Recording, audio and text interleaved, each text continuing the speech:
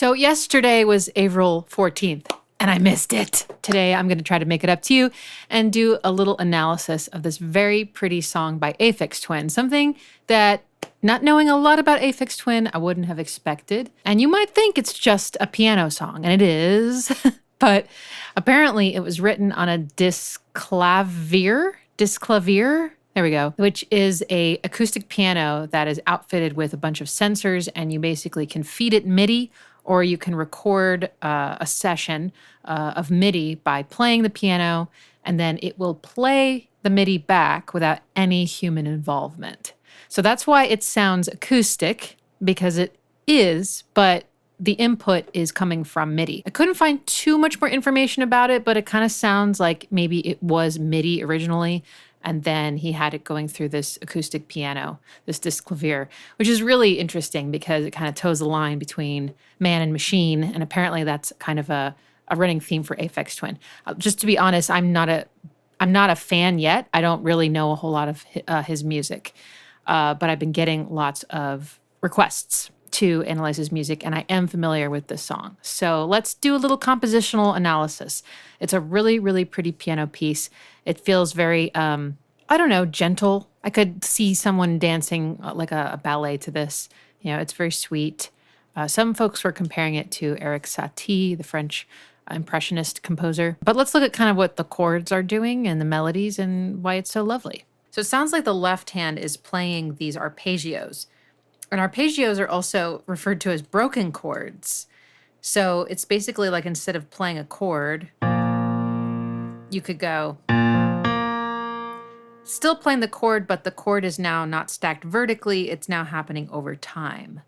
So that's a very nice way to kind of give chord information in a song without just playing block chords. So looking at just the left hand, we have...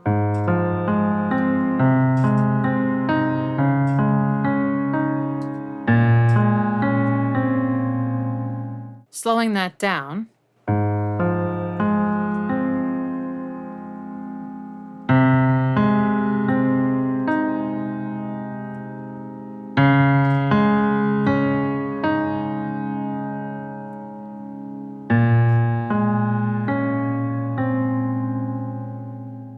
if we unarpeggiate those chords, here's what it sounds like.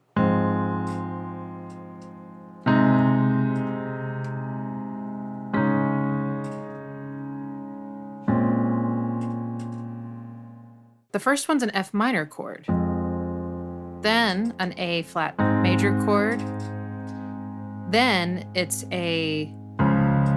basically a D flat major chord but without the third and with a ninth added. So that's really, really beautiful. It reaches up. And then this one is some kind of ninth chord, I think. It's really pretty. With this, yeah. So this first one is actually an F minor chord. And the reason I'm sort of surprised to discover that is because the way he's playing the chords at first is that he has the third of the chord at the bottom, which is called an inversion. If we put the F at the bottom of the chord, it sounds like this. But the way he arranged things, it's like this. That does sound a bit different because now this note's in the bass. And to my ears, before I figured this out, it just sounded like an A flat major chord with a sixth. Like this. And sure, that's another way you can interpret it. But technically, it's an F minor chord. And then the next chord is an actual A flat major chord there, but it also has the third in the bass, like that. So what that does is that it allows his bass line to go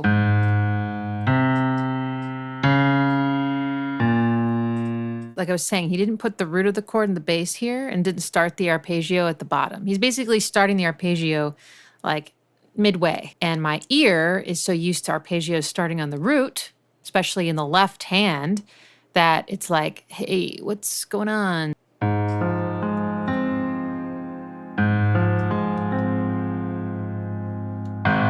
Makes it sound like an A flat chord. Okay, now I'm just not thinking about chords, thinking more about how lines kind of lead into each other. Every one of these goes up, right? So there's some kind of rising.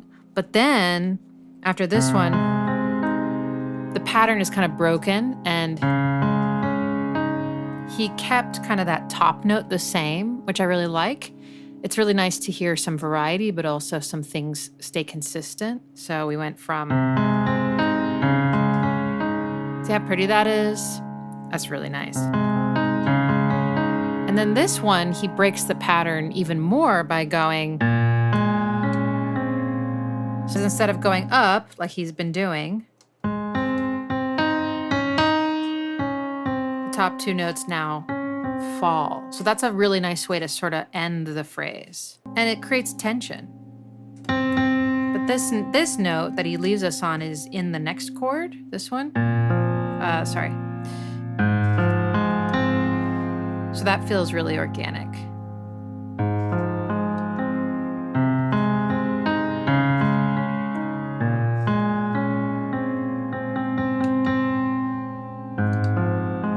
Like that. Now let's look at the melody.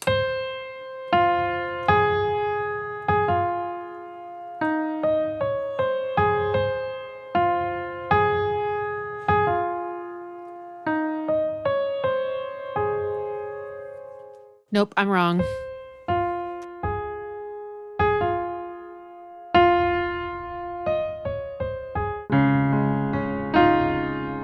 And there's this nice clash right there. I'm curious if anybody else has had this experience. I actually thought the melody was, instead of, went, that's because the left hand is encroaching on the right in that moment. And so my brain connected one of the notes from the left hand into it like incorporated it into the melody because it sounded good to me. And that's what I wanted to hear. But it's not. So if I can do this at the same time without practicing, probably not.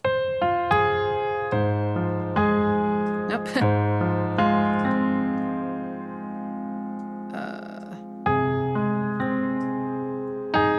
Yeah, see?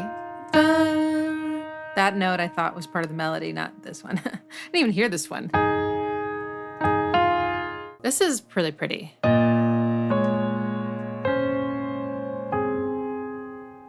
That's nice. It's very ambiguous sounding. And then that's so tense. I love that. Oops.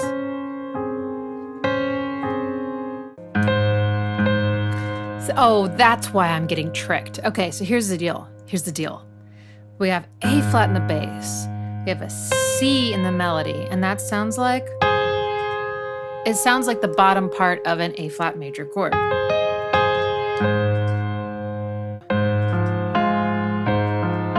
Just that first moment where I'm like, ooh, I'm bathing in A flat major goodness. And then it's like, no, it's not what you thought.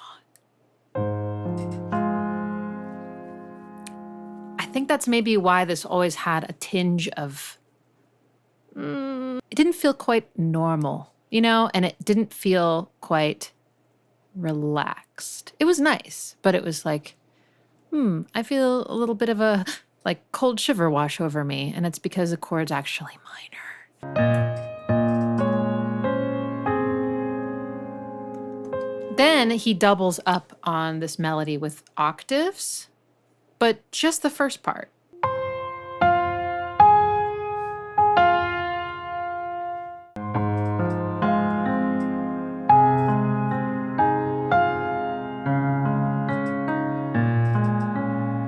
Then the harmony changes.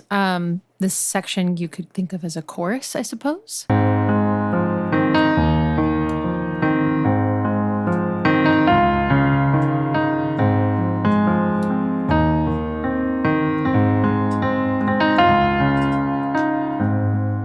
This part's always sounded very innocent to me. It's uncomplicated. And I think it has a lot to do with the chord progression and how things are repeating certain themes. This part's basically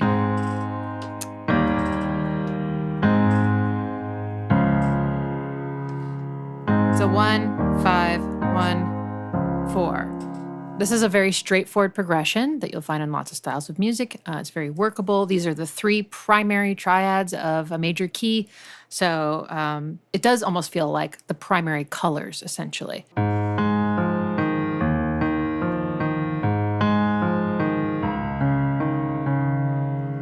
So there's this kind of, and then that pattern, going up an octave and then to the next note, he repeats on this chord too, like that. There is a little bit of syncopation in the rhythm of the melody for both this section and the one before it. It's when it goes, this note is kind of ahead. So 1, 2, 3, 4, and and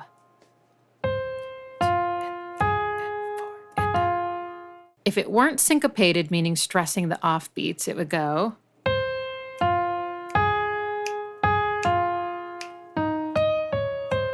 That one little change would make this song sound less complex. It would make it sound a little bit less playful and a little bit more mechanical. So that syncopation is very important. And you can hear it in the chorus as well.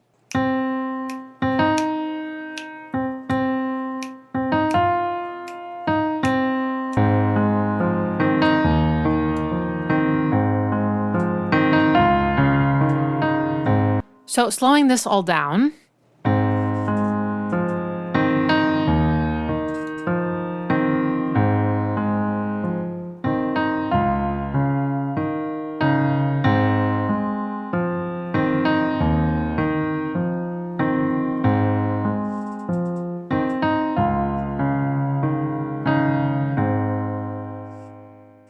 This next section, though, I really like. I feel like this is where it starts to sound kind of like Satie. It took me a minute to figure out, honestly. So on the top, we've got this, right? Which is really, really pretty. It does sound very romantic to me.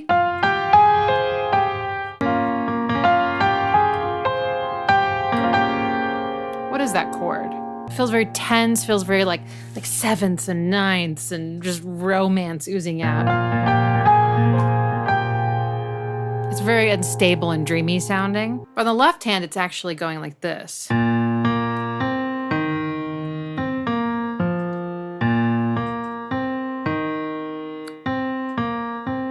there's this little cool syncopated thing that happens.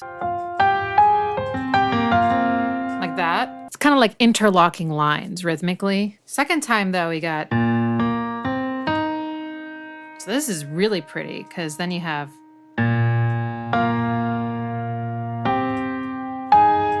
that.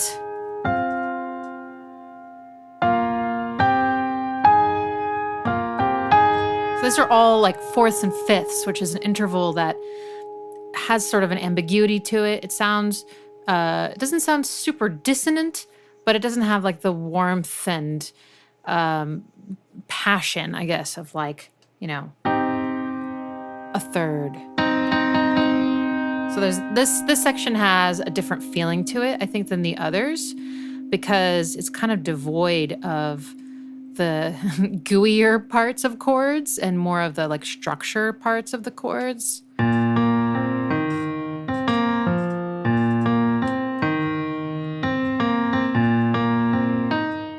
I would call this part the bridge, right? Because it does feel like the same song, but it has a distinctly different feeling. It kind of feels like it's really sort of suspended harmonically. Like we don't really know where we are. It has a very curious sound to it. We're not hearing the F minor chord or the A flat major chord or anything. It's just kind of this like...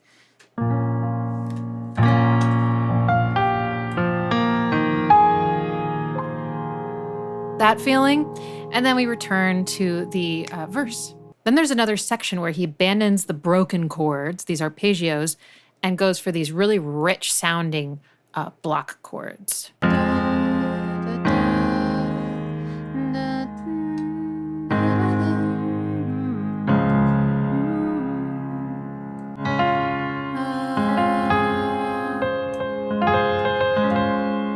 You hear that sound. This is a very like lush, beautiful kind of ninth chord. You hear that a lot in Debussy and Satie.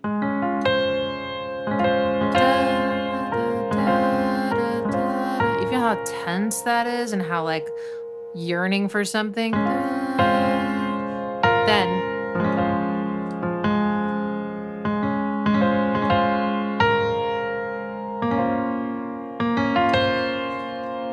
that same note on the top made this chord with the B flat chord. Oh,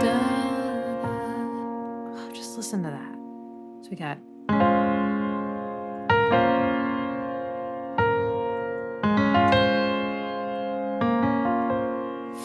ooh, romantic. Da da da da da da da. When it goes into da da da, we get a flat chord with still with the C in the bass, so still that sort of slightly incomplete and confusing feeling. And then, sorry, back to D flat major. Then we get the first and maybe only F minor chord with the F in the bass, right? So that's the thing that was messing me up at the beginning, was this. But now it's actually the F's in the bass, so there's so much more certainty there. So that's intentional stuff. You know, he probably didn't just accidentally put the F in the bass this time.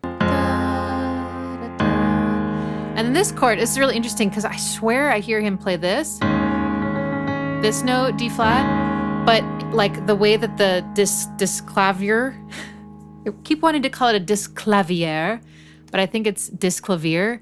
Anyway, that instrument, I think the sustain or something like came up too quickly and that note didn't get sustained. So it's like that.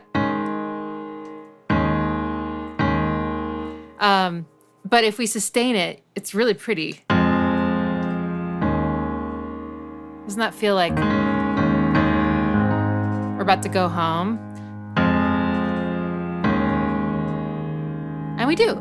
I really like the ending because he goes back to the arpeggios and introduces a lot of like kind of interesting rhythmic offsets with the melody, really using the upper range of the piano in a nice way. It sounds so gentle on this particular piano.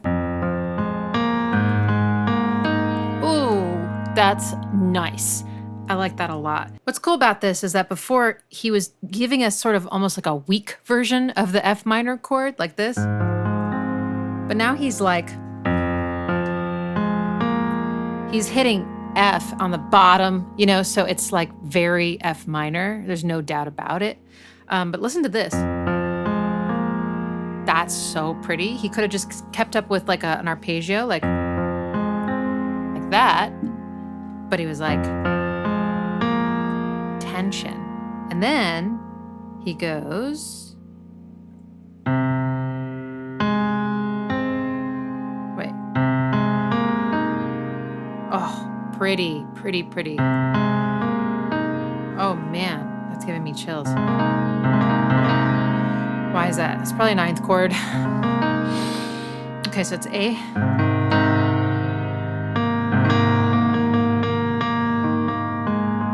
Yes, it is. You just rearranged it. So instead of this, the C is down here. Oh. The 10th around it. Oh, it's so freaking beautiful. Okay. Oh, the next chord is so pretty.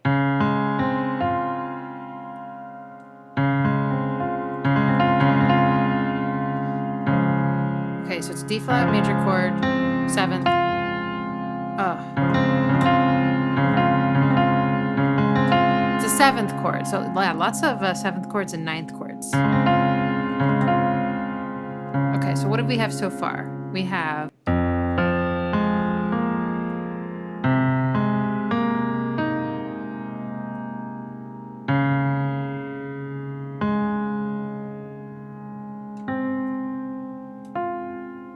wow. Okay, then the last chord was like this. Another beautiful chord.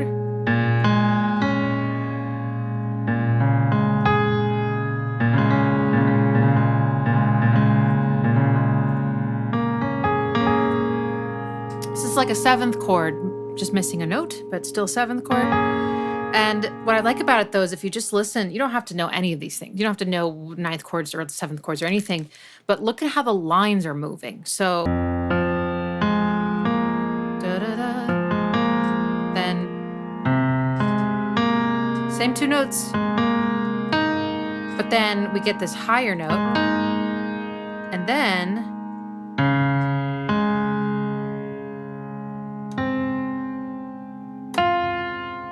so we went from this to this, okay? And then, check this out.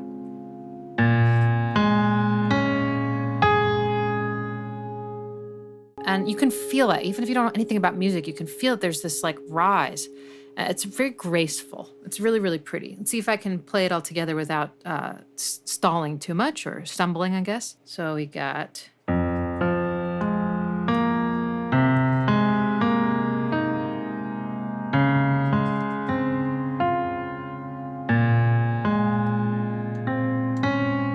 There we go. One more time. The hardest thing about this is just trying to remember all of these notes right now. My brain is just like, okay.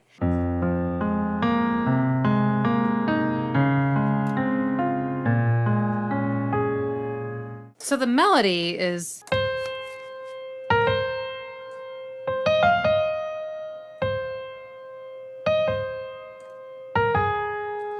But what's making this really interesting is that we've got these higher notes that are echoing, basically, some of these notes, just like an octave higher and offset rhythmically. So, like that. See, this one's just following this one. I love when pianos can create these little like tinkly accents, and it does such a good job in this range up here. So this little outro has a lot jam-packed into it because he changes up the arpeggiating pattern. He starts the first arpeggio by going down, right? We've always been going up, so now he goes down, and then he goes up, and there's sort of this like roller coaster feeling to it. The chords start to kind of break apart a bit. It's not as clear what they are. And then this very syncopated descending counter melody kind of comes down.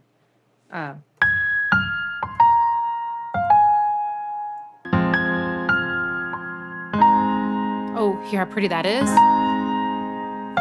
So it starts here, and it goes down.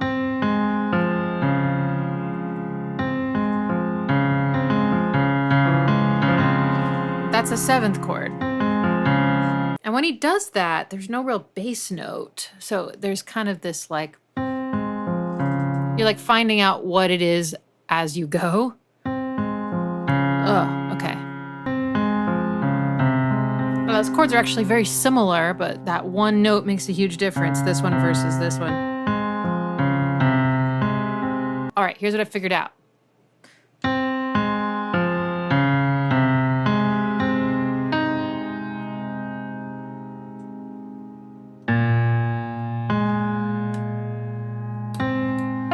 You've heard that one before. And then da da da. Yeah, it always never felt like it had a really satisfying ending, you know, it kind of leaves you hanging. And I think it's because it leaves you on the impression of that F minor chord, but once again with that third in the bass, which tricks your brain into thinking it's really A flat, which is our home chord. And then I think there's even a da-da-da, E flat.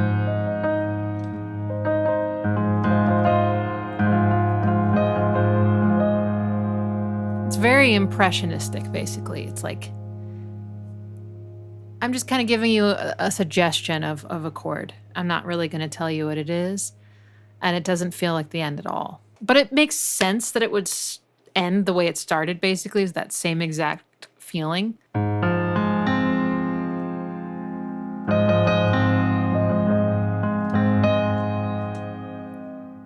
I'm going to check and see if there's a good transcription of this available for free on MuseScore. If not, I'll go ahead and get to transcribing. Thank you for watching, and happy Avril 14th, 15th.